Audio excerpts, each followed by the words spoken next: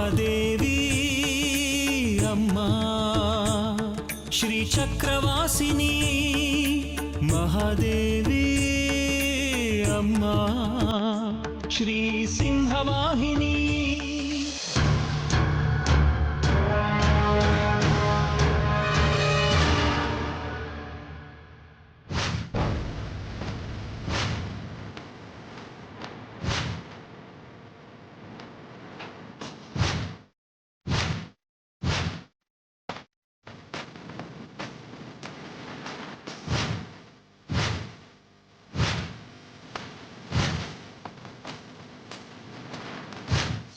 ಅಂದರೆ ಈ ಸಮಸ್ಯೆಗೆ ನೀವೇ ಪರಿಹಾರ ಹೇಳ್ತೀರಾ?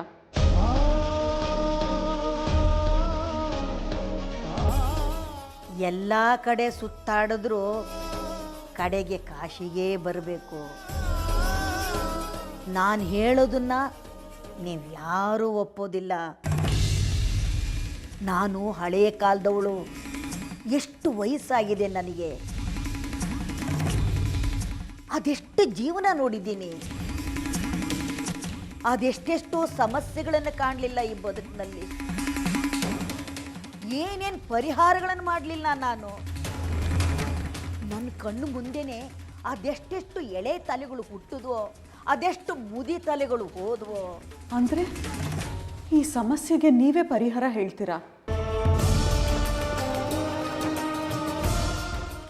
ಮತ್ತೆ ನಮ್ಮ ಶೇಖರಿ ದೊಡ್ಡಪ್ಪನ ಮಗಳಿಗೂ ಹೀಗೆ ಆಗಿತ್ತು. ಪಾಪ ಆ ಹುಡುಗಿಗೆ ಮದುವೆ ಗೊತ್ತಾಗಿತ್ತು.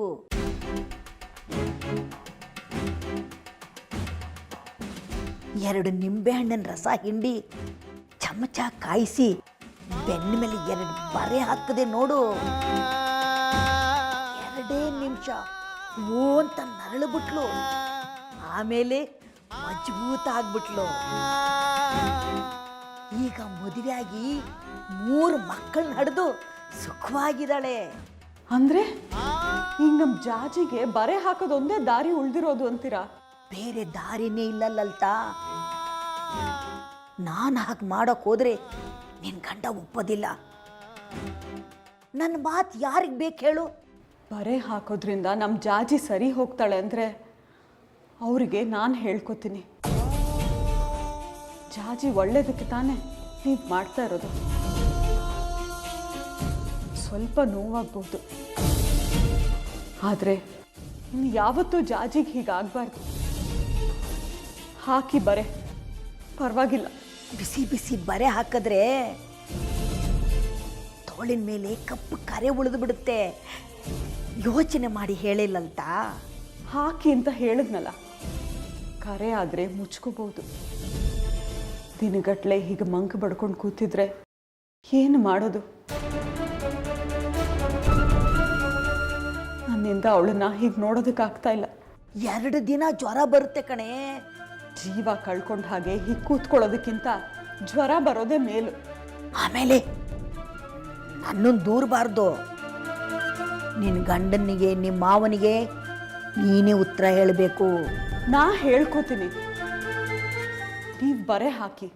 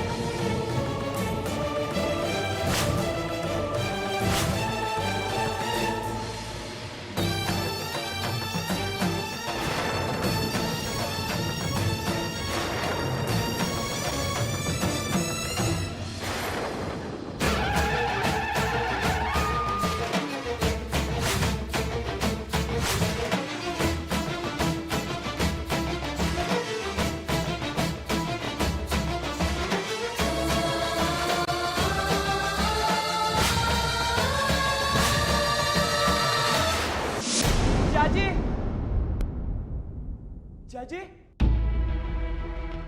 ಜಾಜಿ ಜಾಜಿ ಓಹೋ, ಏನು ಚಪ್ಲಿ ಮಹಾರಾಜರು ಮನೆವರೆಗೂ ಪಾದ ಬೆಳೆಸ್ಬಿಟ್ಟಿದ್ದೀರಲ್ಲ. ಅದು ಜಾಜಿ. ಮುಚ್ಚ ಬಾಯ್, ನಿನ್ನ ಬಾಯಿಂದ ಅವಳ ಹೆಸರು ಕೂಡ ಬರಬಾರ್ದು. ಅಲ್ಲ, ಜಾಜಿಗೇನೋ ಆಗಿದೆಯಂತಲ್ಲ. ಇನ್ನೇನು ಆಗುತ್ತೆ? ಅವಳ ಜೊತೆ ಮಾತಾಡಬೇಡ ಅಂದ್ರೆ ಮೇಲ್ ಬಿದ್ದು ಮಾತಾಡ್ತೀಯ. ಅವ್ರ ಅಪ್ಪನಿಗೆ ಸಿಟ್ಟು ಬಂದಿದೆ, ಊಲಲ್ಲಿ ಕೂರಿಸಿದ್ದಾರೆ. ನಿನಗೂ ಬುದ್ಧಿ ಬೇಡವಾ? ಅವಳಿಗೆ ಎಷ್ಟೊಂದು ಕಷ್ಟ ಕೊಡ್ತೀಯ. ಅವಳಿಗೇನೋ ತೊಂದರೆ ಆಗಿದೆಯಂತ ಯಾರ ಹತ್ರನೂ ಮಾತಾಡ್ತಿಲ್ವಂತ. ಯಾರು ಹೇಳಿದ್ದು?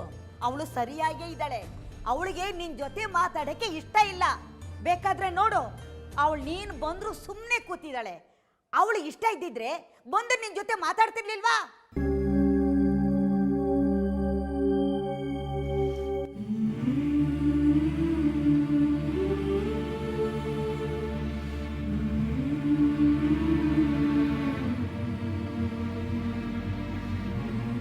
ಒಂದೇ ಒಂದ್ಸರ್ತಿ ನಾನೇ ಅವಳ ಹತ್ರ ಹೋಗಿ ಮಾತಾಡಿಸ್ಲಾ?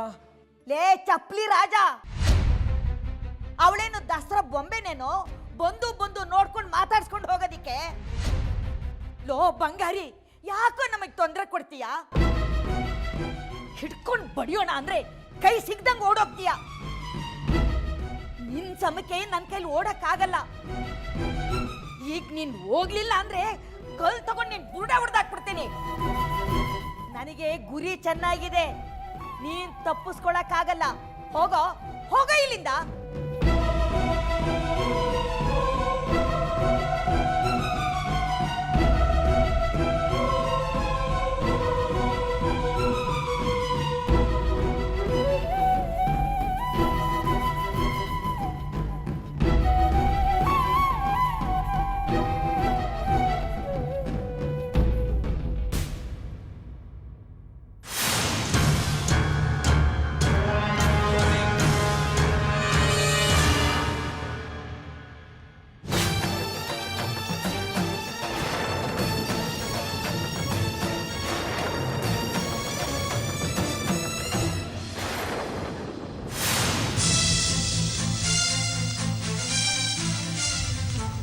ಲಲಿತಾ, ಲಲಿತಾ,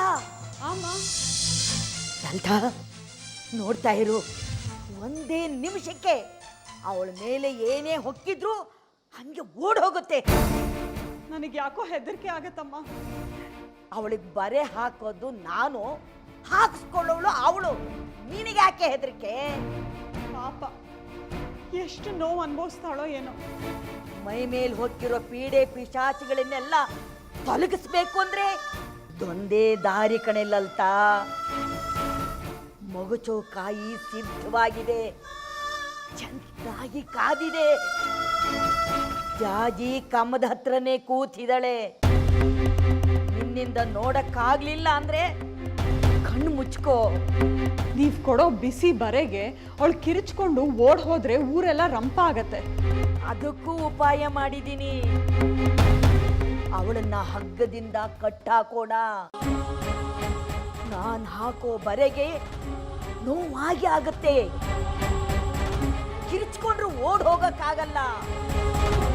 ಮನೆ ಬಾಗ್ಲು ಕಿಟಕಿ ಎಲ್ಲ ಮುಚ್ಚಿಬಿಡು.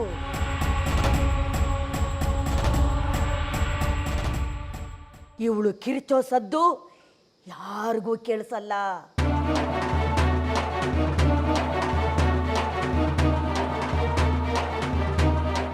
ಹೋಗಿ ತಡ ಮಾಡಬೇಡ. ತಡ ಮಾಡಿದಷ್ಟು ನಮಗೆ ತೊಂದರೆ ಜಾಸ್ತಿ.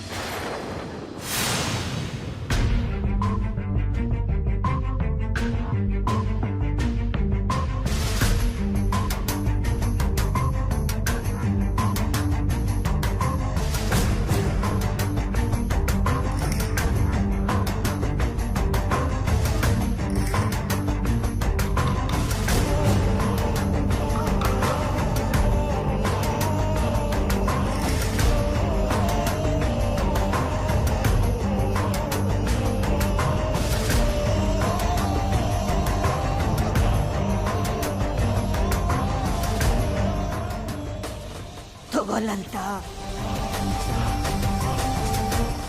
ಜಾಜಿ, ನನ್ನನ್ನು ಕ್ಷಮಿಸ್ಬಿಡಮ್ಮ. ನನಗೆ ಬೇರೆ ದಾರಿ ಕಾಣ್ತಾ ಇಲ್ಲ. ಇದರಿಂದ ನಿನಗೆ ತುಂಬ ನೋವಾಗತ್ತೆ, ಆದರೆ ಒಳ್ಳೇದಾಗತ್ತೆ. ಬೇಗ ಕಟ್ಟು ಲಲಿತ.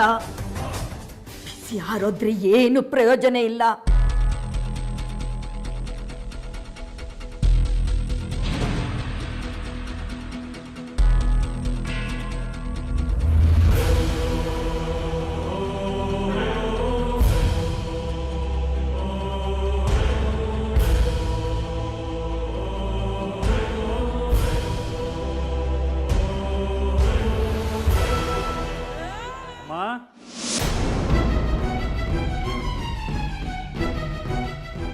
ಅಮ್ಮ,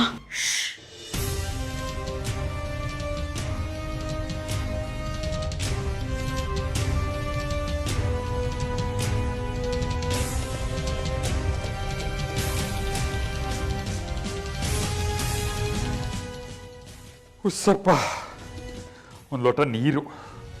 ದೇವಸ್ಥಾನದಲ್ಲಿ ಹೊಸ ಸಮಸ್ಯೆಗಳು ಶುರುವಾಗಿದೆ. ಏನಾಯ್ತು? ಏನು ವಿಚಿತ್ರ ಗೊತ್ತಾ, ಗರ್ಭಗುಡಿಲಿ ಕಲ್ಲುಗಳು ಬೀಳೋಕೆ ಶುರುವಾಯಿತು. ಇದು ಯಾವುದೋ ದುಷ್ಕರ್ಮಿಗಳ ಕೆಲಸ ಅಂದ್ಕೊಂಡ್ರು ಮೊದಲಿಗೆ. ಆಮೇಲೆ ಗೊತ್ತಾಯಿತು ಅದು ಅಪಶಕುನ ಅಂತ. ಯಾರು ಮಾಡಿದ ಪಾಪನೋ, ಅದು ಯಾರಿಗೆ ಶಾಪನೋ ಅಂತೂ ಅದಕ್ಕೆ ಕಾಯ್ತಿದ್ರು ಅನ್ನೋ ಹಾಗೆ ದೇವಸ್ಥಾನ ಬಂದ್ ಮಾಡಿಬಿಟ್ರು. ಶುದ್ಧಿ ಕಾರ್ಯ ಶುರುವಾಯಿತು. ಈಚೆಗೆ ಶುದ್ಧಿ ಕಾರ್ಯದ ಉತ್ಸವ ಆಗ್ಬಿಟ್ಟಿದೆ ದೇವಸ್ಥಾನದಲ್ಲಿ. ಕೆಲಸ ಏನಿರಲಿಲ್ಲ, ಬೇಗ ಬಂದೆ. ನೀರು ಕೊಡು ಅಂತ ಕೇಳಿದ್ನಲ್ಲ, ನೀರು ಕೊಡಲ್ಲಂತ ತಂದೆ. ಕತೆ ಕೇಳ್ತಾ ನಿಂತ್ಲು.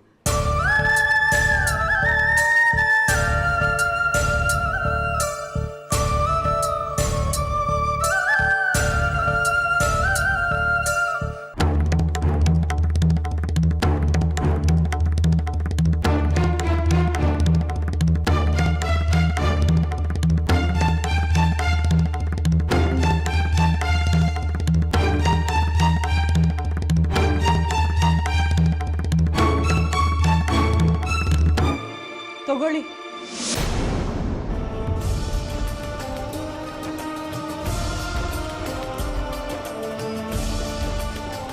ಮಗಳೇ, ನಿಂಗೇನಾಗಿದೆ? ಯಾಕೆ ಹಿಂಗೆ ಆಡ್ತಿದ್ಯಾ? ನನಗಂತೂ ಇದೇನು ತಿಳಿದೆ, ದಿಕ್ಕೇ ತೋಚ್ತಿಲ್ಲ. ವೈದ್ಯರಿಗೆ ತೋರಿಸೋಣ ಅಂದರೆ ಉತ್ಸವ ಮುಗಿಯೋವರೆಗೂ ಯಾರೂ ಕೈಗೆ ಸಿಗೋಲ್ಲ. ಏನು ಮಾಡೋದು ಗೊತ್ತಾಗ್ತಿಲ್ಲ.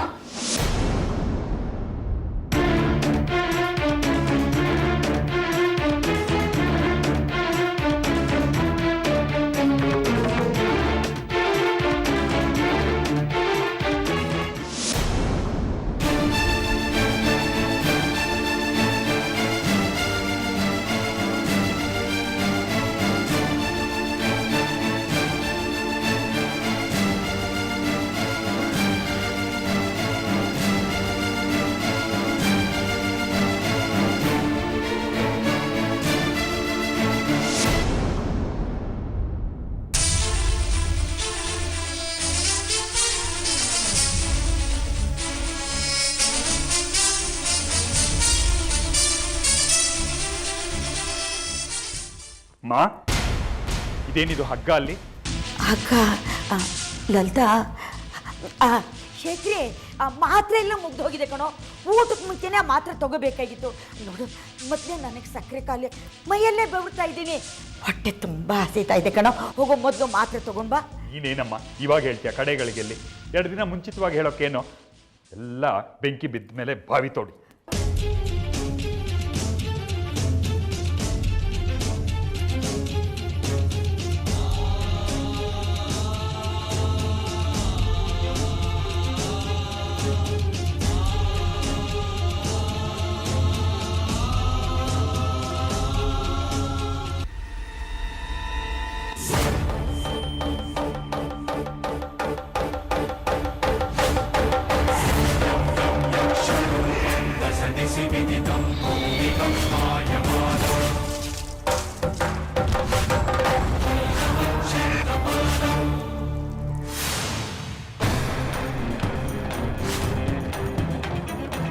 ಕಟ್ಟು ಬೇಗ, ಅವನು ಬರೋಕ್ ಮುಂಚೆ ಕೆಲಸ ಆಗ್ಬೇಕು.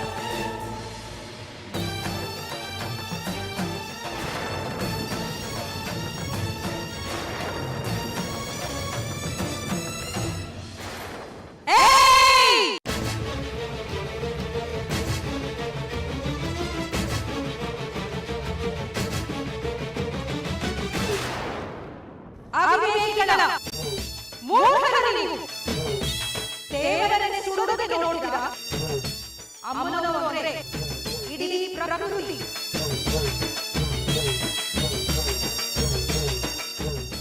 ಆಕಾಶದಲ್ಲಿರೋ ಸೂರ್ಯನನ್ನ ಅಂಗೈಯಲ್ಲಿ ಹಿಡಿಯುವ ಪ್ರಯತ್ನ ಮಾಡೋ ಶತಮೂರ್ಖರು ನೀವು ಇಡೀ ಪ್ರಕೃತಿಯನ್ನ ಹಳ್ಳದಲ್ಲಿ ಕಟ್ಟಿಡೋದಕ್ಕೆ ಬಚ್ಚಿಡೋದಕ್ಕೆ ಸಾಧನ ದೇಹ ಒಂದಕ್ಕೆ ನಾನಾ ಅಂಗಗಳಿರೋ ಹಾಗೆ ಆಲವರಕ್ಕೆ ಸಹಸ್ರ ಬಿಳಿಗಳಿರೋ ಹಾಗೆ ಅಮ್ಮನವರ ಶಕ್ತಿಯ ಅಸ್ತಿತ್ವ ಇಡೀ ಜಗತ್ತಿನಲ್ಲಿ ಹಬ್ಬಿದೆ. ನನ್ನಲ್ಲೂ ಅಮ್ಮನವರ ಅಂಶವಿದೆ, ನಿಮ್ಮಲ್ಲೂ ಅಮ್ಮನವರ ಅಂಶವಿದೆ, ಪ್ರತಿ ಕಣದಲ್ಲೂ ಅಮ್ಮನವರ ಅಂಶವಿದೆ. ಅಮ್ಮನವರನ್ನ ಸುಟ್ಟರೆ ನಿಮ್ಮನ್ನ ನೀವೇ ಸುಟ್ಟುಕೊಂಡ ಹಾಗೆ. ಎಲ್ಲಿವರೆಗೂ ಸುಡುತ್ತೀರಾ, ಎಲ್ಲಿವರೆಗೂ ಬದುಕ್ತೀರಾ? ಇಡೀ ಭೂಮಂಡಲ, ಇಡೀ ನಭಮಂಡಲ, ಇಡೀ ಸೂರ್ಯಮಂಡಲ, ಇಡೀ ಬ್ರಹ್ಮಾಂಡ ಸಾಧ್ಯವಿಲ್ಲ. ಇಡೀ ಜಗತ್ತಿನ ಆರಂಭ ಅವಳು, ಮಧ್ಯ ಅವಳು, ಅಂತ್ಯ ಅವಳು.